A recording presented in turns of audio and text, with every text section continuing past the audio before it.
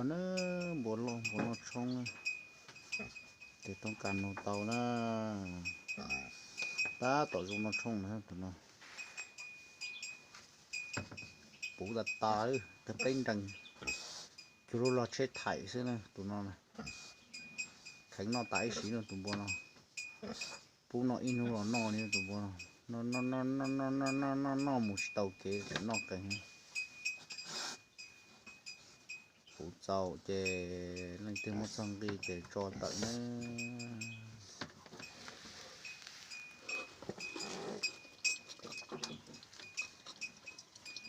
đây từ nhẹ một tàu na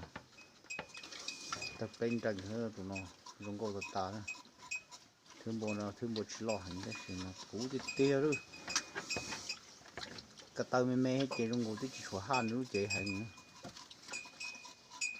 chỗ tây qua nó có còn này chỉ sợ là no sợ là hầu nó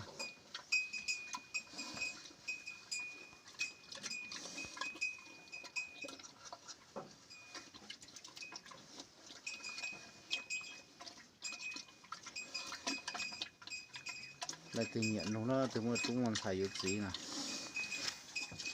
một thằng gì không cần cho này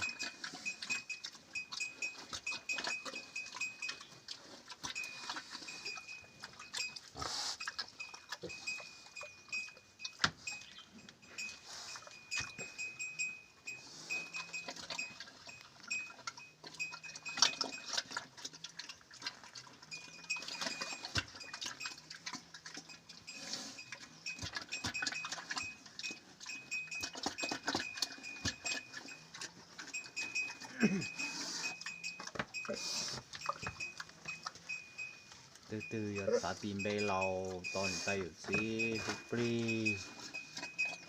tụi nó đấy trong ta rồi giờ tao cho lò phu tao một lâu chi hỉ nó kìa phu lực ta luôn khẩn nó thì tiêu tụi bọn nào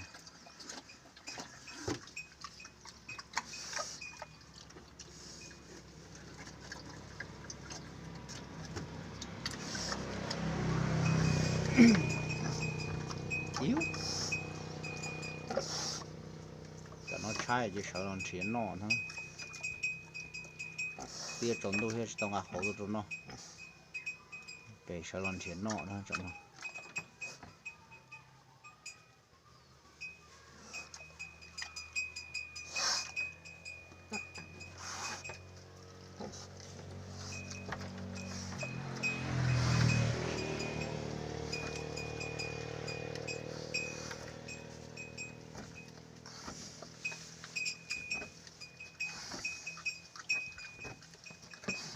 cổ ta đâu rồi câu xưa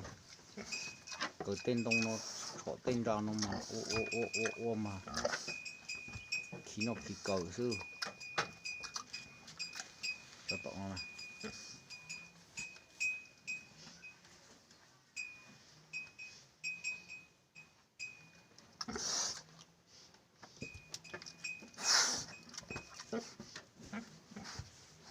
đó cổ chết tập tên trần xứ tụi nó mà bị căng cái thì tao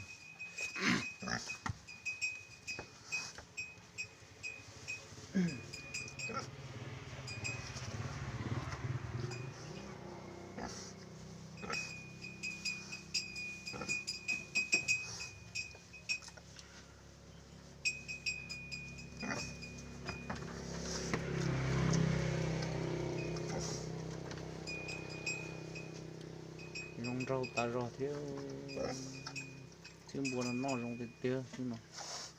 nó khổ thôi chứ pu chỉ là pu cái thế nào một bữa cứ pu cho ha khổ nha sẹo xuống lên hết chị nó trong cái tiêu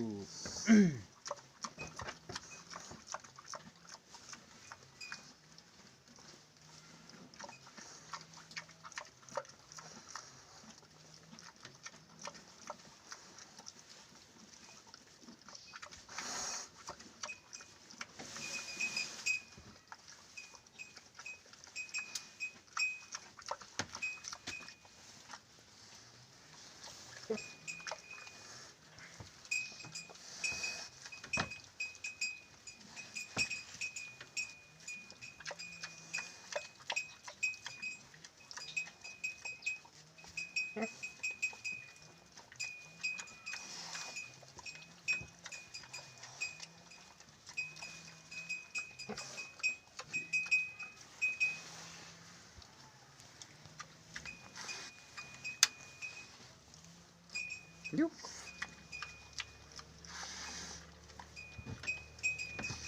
Nhúc. Sợ lọt trộn no lên nó chẳng có chay. Trong là khổ có no thì sợ no lên.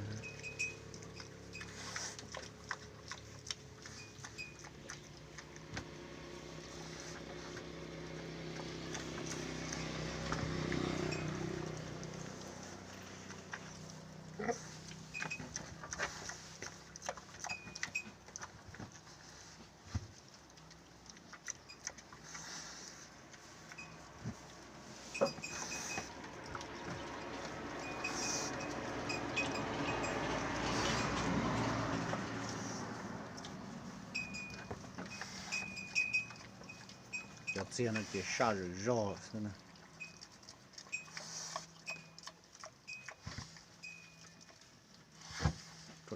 Cho tên cho nó bột ta đi, không chọn nó. Nếu chỉ dùng tới một lọ thật to ấy.